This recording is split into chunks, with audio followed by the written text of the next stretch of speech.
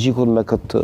Abdi Gjiku po më stishe që Sharak është këtë patetik, në qysh është një kopje e keqe e Edi Ramës kër i ban ato që vërtet aty adin, kër i më shën tavolinës që ishë para një 3 jave, në ma që Sharak nuk e konsideroj shatë zvlerëshme me komentu, kishë bëbaj diqka. Lëzim Basha 2.0, mi zbuzqeshja. Sdia e ka kop kryt qështu kër e ka morë vesh e me tonat investim të po aty në oligarkve apet 2 litreti. Nuk e di, mirë kishë bo me kap kryt për gjona tjera, jo për këtë kurthën që e kanë bo këta 15 gazetarët rusë.